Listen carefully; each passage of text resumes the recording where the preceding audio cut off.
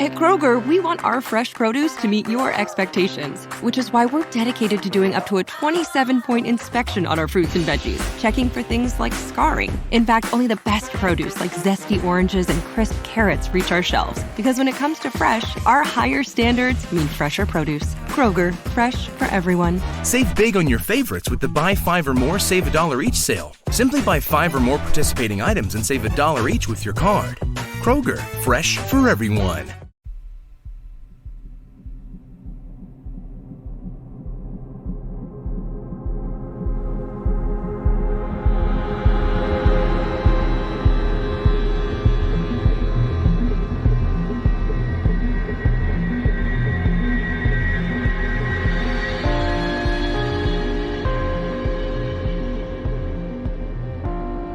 Hello and welcome to mini episode 157 of Real Life Ghost Stories.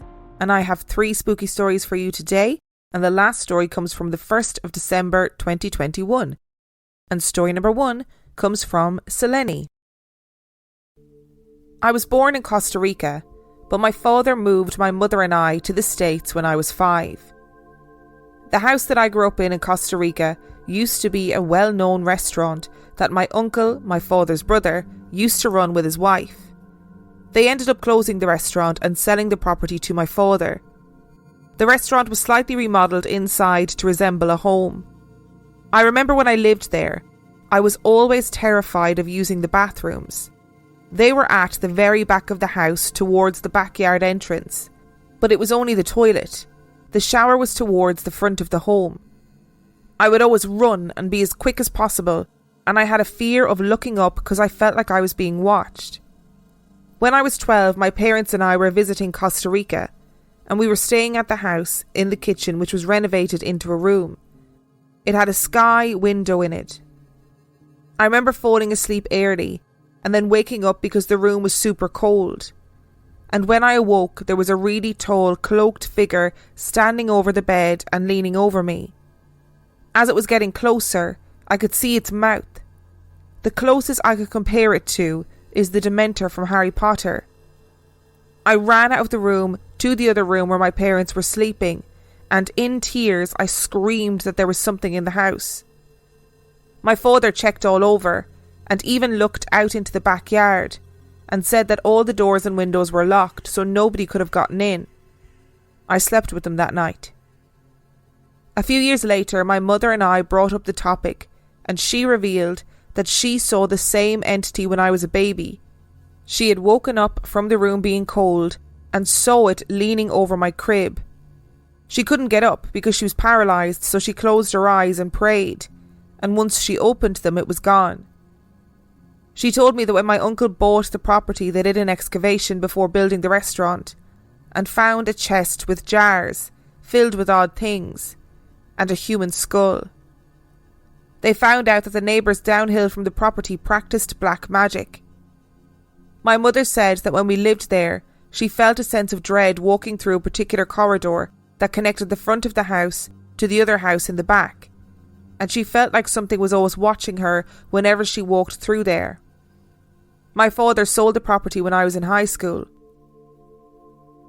When I was 16, we moved to a mobile home in Fontana in California. The owner was in a rush to sell it, and she recently became a widow. She moved states. She left a few things in the home, and one of those things was her deceased husband's recliner chair. My father took a nap in that chair one day, and when he awoke, he said that he had had a terrible nightmare and the worst headache he's ever had. He never sat in that chair again, and we got rid of it. There was always a strange feeling in the home. There was a time where I would wake at 3:33 a.m. every day for several months, and every time I did, my dog Lucian would bark non-stop at my window. It would sound as if there was someone pacing outside, but when I'd open the window there was nobody there. I also had a chair in my room. You know, the one that everyone has to throw random stuff on, and I swear I always felt that someone was sitting there watching me sleep. I always had my back turned to it, because I was always scared to look. My mom said she would pray in my room while I was in school, and she said that one time while she did it, the whole room started shaking and turned ice cold, and despite her being scared, She continued to pray until it stopped. A few people who visited and stayed over or taken a nap on my mom's bed have all complained about having nightmares. Even my older brother, who slept in there one time, refused to sleep in my mom's room after just one time. One time I was home alone and didn't want to sleep in my room, so I slept in the guest room with my dog, and once again at 3:33 a.m. I was awoken to Lucian panicking and barking, and the doorknob rattling like someone was trying to open it. The room window faced the garage, so I checked, thinking my mom was home, but her car wasn't there. I waited until it stopped. Then I opened the door, and the house felt like a freezer, and Lucian kept barking at the ceiling. I went back into the room and slept with the lights on. Another occasion, I was in the living room watching TV, and my mom was in the front yard, and my room was down the hallway, and I literally saw a man from my peripheral vision walk out of my room and walk back in. I was able to get a quick view. He was tall with short brown hair and appeared to be wearing a blue mechanic jumpsuit. I freaked out and told my mom, and she came inside and went to check and said there was nobody there. My mom eventually brought someone to bless the house, and things calmed down after, but I still felt like there was something there and it was watching me. My mom sold the house after 9 years of living there. I have a younger sister now, and sometimes she sees things. Where we reside now, she freaks out sometimes about the creepy woman in the bathroom. We sage the house a few times, and she doesn't see her for a few days, but then she does and freaks out. I found out a few years ago that my great-grandmother on my mother's side might have practiced witchcraft along with her daughters, and I've heard that stuff like that tends to stay in the family. But not just because my siblings and even my mom or a few of her relatives, we were all sensitive to the paranormal. My father owns a different property from the previous mentioned. It's in Costa Rica, but it's in a mountain area, and one time before the streets in his neighbourhood were paved, or even had streetlights, he was walking back home from a bar late at night. He only had a flashlight with him, and as he was walking he said he heard chains being dragged against the rocks behind him. He said he stopped and shone the light behind him, but there was nothing there, so he kept walking.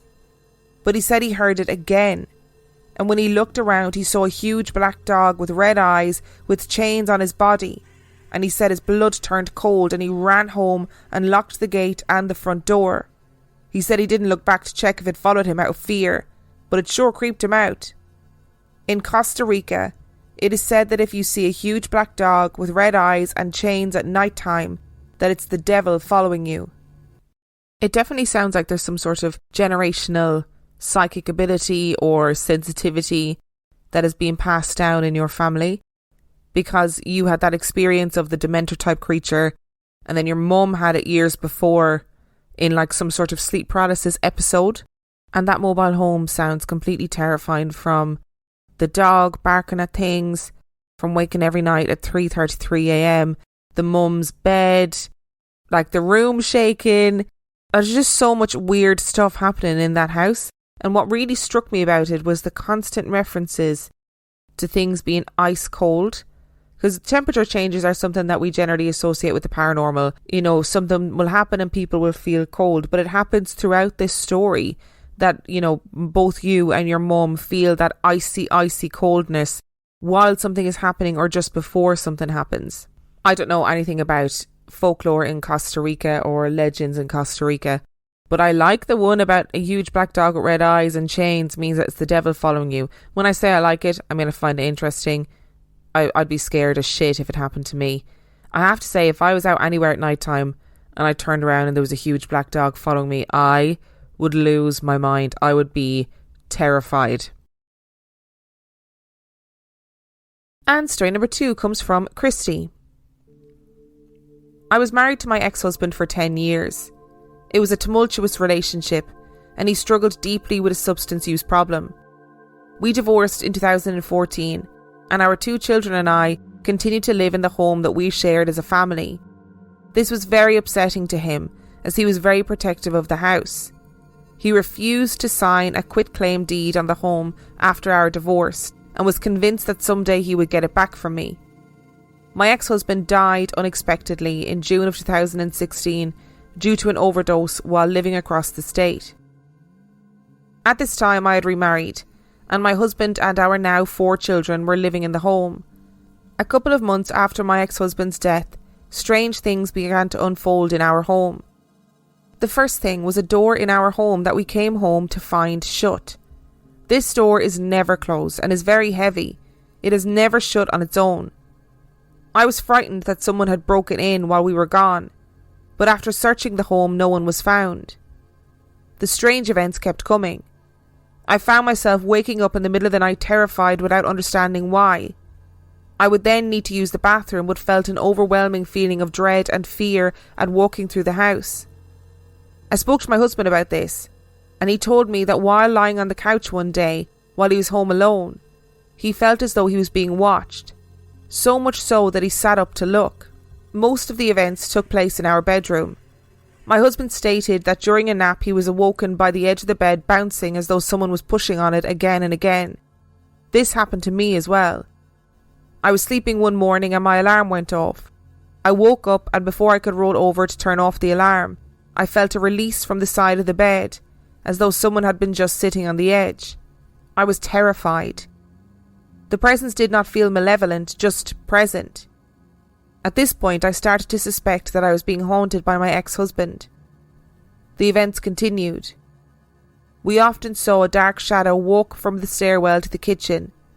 The pushing on the bed moved to the end of the bed and bounced our feet, almost every night. We would hear footsteps upstairs when everyone was asleep. The house started to feel heavy and scary. One morning I was getting ready in my bathroom when I saw one of the kids walk past and into what was once my ex-husband and I's bedroom. I yelled at the child because everyone was supposed to be getting the car to school.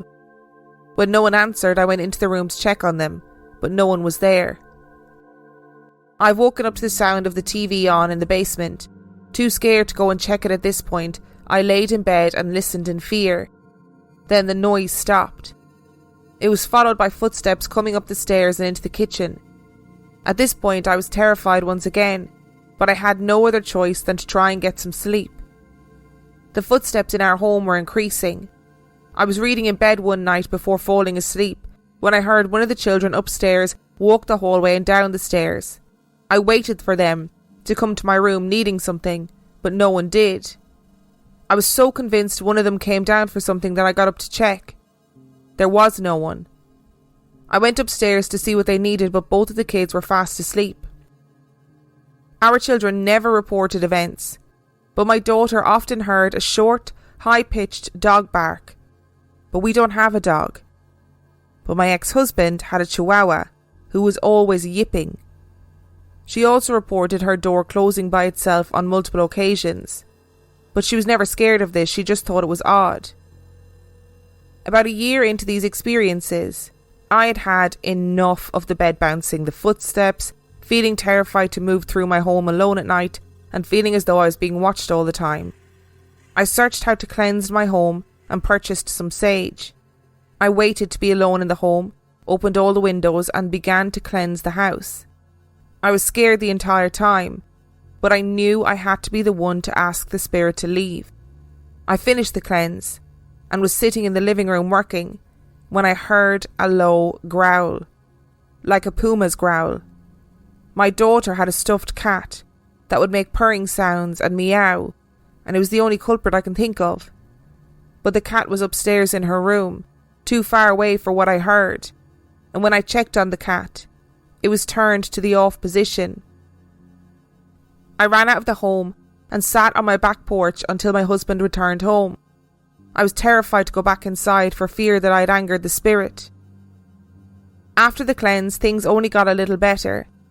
The bed bouncing and the footsteps were a little less, but still present. We'd started to become accustomed to these incidents and felt the less we reacted or cared, the less it might occur.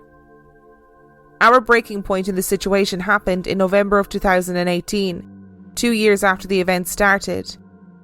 My husband and I were sitting in the basement watching a movie, with the lights off. I had a ponytail in my hair, and he was sitting to the left of me. I felt a swoosh of my ponytail, and chalked it up to our cat walking across the back of the sofa. I turned my head to look at my cat when my husband said to me, "Did you see that? You saw that?" I asked him if he meant the cat, and he told me no. He said that he saw a man to my right and that it had reached up to me and touched my hair. The cat was sleeping soundly in a chair across the room. I was shocked and frightened. We had never been touched, nor had the spirit presented itself like this to us before. I was a mess. I was scared to walk upstairs in my home or be alone in a room. The next day, my husband and I were lying in bed about to go to sleep when we felt the bed once again bouncing. It was an annoyance at this point. I spoke up and asked for the presence to leave us alone. My husband got up to use the bathroom, and upon his return to the bed, he was struck in the back by something, like he was punched. He raised his shirt for me to see if there was a mark, but I saw no mark. I decided at that moment I needed help. The next morning I contacted a local store that specialises in crystals, herbal remedies and psychics. I decided I needed to find out what the spirit wanted. I spoke with the woman over the phone and told her of our experiences. When I arrived at the store, I was shaking. The recent events had taken me to the point of fearing for my family's safety. She gave me sage, Palo Santo, black tourmaline, Himalayan salt and incense to burn. She told me that I needed to be confident and kindly ask the spirit to leave, and that with the strong presence I had, I would need to cleanse my home 3 or 4 times. I also needed to rid myself of negative energy, as it was feeding off my fear. My husband and I did the cleanse together this time, as I was unsure I could feel confident doing it alone. It took me a month to summon up the courage to cleanse the home, and we did it together 3 times. Since this cleansing, we have not had any experiences at all like before. But every once in a while, I get a subtle reminder that the spirit is still there. Finding items from my past that provoke fond memories of my ex-husband. Items that have been away in a drawer or a box for years appear on counters or on my nightstand. Songs only he listened to when we first started dating, showing up in my requested songs on our iPad in the kitchen. Strange occurrences that only I would understand, but that do not feel unsafe. I like to think that his presence wasn't meant to frighten us, but was intended to let us know that he is still in our lives. I hope that he is watching over us in protection, and that he has found peace. Oh, that was such a great story. And such a complex story. I'm really sorry, first of all, for your loss. I think the loss of an ex-partner is a really complex one. And I wonder if he was just so fixated on getting the house back in life that he just couldn't let it go in death. And I think when relationships break down, like one or both of the parties do become fixated on those details.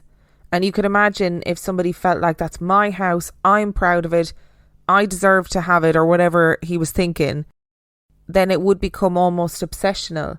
So when he passed, is it possible that he was like, I'm going to go back there and I need to let them know that I'm still around? I actually think in some sort of way it's quite comforting that the children weren't affected by this, that they didn't really experience anything. They weren't at the receiving end of it, which kind of makes sense that it would be your ex-husband. I know that your daughter experienced her door closing and experienced like a high-pitched bark. But by the same token, I'm really glad that she just said, oh, I wasn't frightened by it, I just thought it was strange. But that growl, like a big cat growl, after you did the first cleanse, oh, that gave me goosebumps. I would have been up and at him and out of that house as well. I would have been sitting on that back step waiting for somebody to come home. There's no way I'd have stayed in the house. And I think as well, once it had gotten to the point where your husband physically saw the manifestation of a man reach out and touch your hair, and you simultaneously felt something swoosh your hair, I would have been like, no, we're sorting this out right now. There is no way. No way. And it sounds like you did exactly the right thing in seeking out somebody who had the capacity to offer you their skills and knowledge and how to organise and sort out these things. I mean, your poor husband getting punched in the back, like, how terrifying. That's just so terrifying. I am glad you did the cleanse and got rid of it to a certain degree, so now you only have the kind of nice memories, fond memories left. What a story. And story number 3 comes from Jill.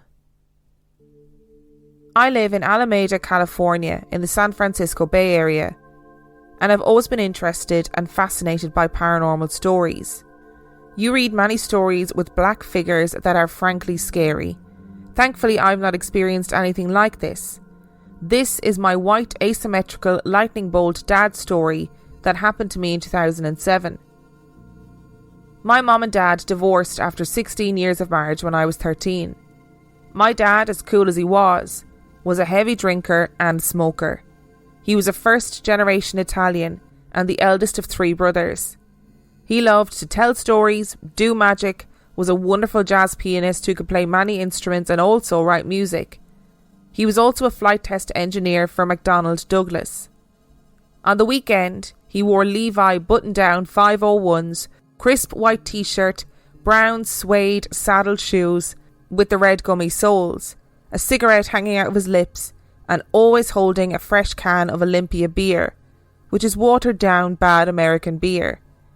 As a kid, I knew my dad was cool. Being that my dad was a heavy drinker and a smoker, as he aged he had various health issues, and came close to death a few times, but always managed to pull out of it. He ended up passing away at 69, which is too young. His death wasn't an easy one, and he went kicking and screaming. I do believe he waited for an opportunity for me and my siblings to leave his house for a bit when he was very sick to pass away. Dad prepaid a burial plot at Forest Lawn in Los Angeles, and I remember meeting the mortician to inspect his body before he was placed in the ground. My dad had a specific request to be buried in light blue pyjamas with dark blue pin striping, a bathrobe, pens in his pyjama pocket with a pen protector, socks and slippers. He said he was going to sleep after all. At Forest Lawn they have a 2-way elevator with doors opening in both directions. The mortician rolled Dad in while he was in his casket. The casket was only halfway open, with my dad's upper body visible and his lower body not visible. I had to make sure Dad was dressed according to his specifications, so I had to put my head close to his head and peer down to view his body. I'm not sure why the mortician didn't open up the bottom part of the casket, but he didn't, and I'm also not sure why I didn't ask him. The whole experience was weird and awkward, so I'll chalk it up to the weirdness of the whole thing. After I made sure Dad was in his requested outfit, I turned my head, which was very close to his head, and thought, "Damn, you look so good, Dad, with your beard all trimmed." We then left and went to his burial site. When we all gathered at the burial site, I looked at the plot and had a very uneasy, anxious feeling come over me. I felt sick to my stomach and sweaty. I saw where Dad was going to be buried, and to the side of that was a tube made out of what I thought was cement. The tube was a little bigger than the casket. I asked why it was next to my dad's casket, and was told that the casket goes inside when it's lowered into the ground for environmental reasons. I know this might sound weird, but I started to freak out. Many family members and my dad's friends were there, so I had to freak out in silence and fake it. I am a believer that as humans we have souls, which equates to energy, and our souls or energy leaves our physical body when we pass, as energy doesn't dissipate. For some reason it really bothered me knowing Dad was going to be inside a casket, which was placed inside a cement tube. I was almost hyperventilating, but I had to keep my cool and carry on, even reading a prepared speech that I wrote. I got through the service and never told anyone about my silent freak-out, and didn't know what to do since I don't make the burial rules. About 2 weeks after my dad's funeral, I rented a U-Haul and brought some of his belongings to my house. I got home in the afternoon, and at around 2:30 in the morning I woke up with a splitting headache. I got up to take some medication in the kitchen, never turning any lights on. Our house is very dark at night, with very little light coming inside the house from outside street lamps. After I got some water out of the refrigerator door dispenser, something compelled me to turn around. When I turned around, I looked on the hardwood floor and saw a bright white light about 2 meters long on the floor. The white light looked like an asymmetrical lightning bolt. It was the whitest white I've ever seen, and it was smoking about 1 metre off the floor. When I turned and looked at the light, the thought went through my head. Dad? Everything's all right. I'm all right. Now, I don't know if it's me thinking those words, or my dad, or something else putting those words in my head, but those are the words I heard in my head in my voice. After those words were spoken in my head, the light dissipated from each end to the middle and went up like a puff of smoke into the air. The whole experience lasted about 15 seconds. I was not frightened or freaked out, but rather had a sense of calm and knowing that my dad just came to visit me to tell me he knew I was worried about him and that he was okay. I also had the thought that whatever it was that I saw or that my dad must have been able to do must have taken a lot of energy, and I felt very privileged to have experienced it. Seeing and experiencing this has brought me great comfort, and I often tell my dad I'm open to more experiences if he wants. Oh, I love stories like this. First of all, Jill, I just want to say that your dad does indeed sound like a very cool man. I was picturing him with your description, and he looks like a cool guy. You know, he looks like just a really cool guy. I love how specific he was with his instructions at how he wanted to be laid out. In his pyjamas, in his nightgown, pen in his pocket. After all, he was just going to sleep. And I think that's a lovely way to look at it, really, to be honest. How sweet.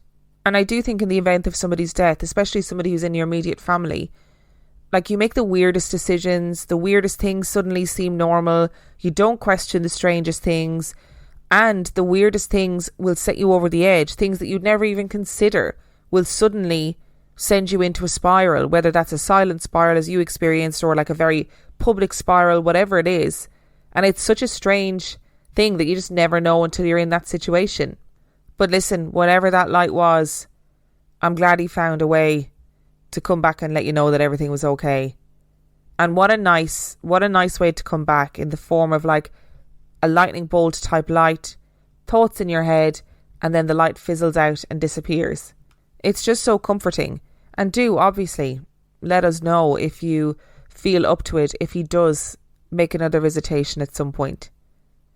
Thank you so much to Silani, Christy and Jill for sending in your stories. Remember, the last story came from the 1st of December 2021. Just as a side note, in a nice, lovely moment of nice real life ghost stories coincidence, the lovely Jill sent me a hoodie recently, and I just so happened to be wearing it today, and it just so happens to be Jill's story, and I did not know that those two things were going to happen. So thank you very much, Jill. And thank you to you for listening to today's episode. Remember, if you're desperate for more content, you can sign up to Patreon. That is patreon.com/Real Life Ghost Stories, where for $5 a month or $2 a month, you get access to heaps of extra content. And you also get access to all of the main episodes and mini episodes completely ad-free. If you want to find out anything more about Real Life Ghost Stories podcast, you can do so by checking out the website, reallifeghoststoriespodcast.com. And on that note, I shall see you next time.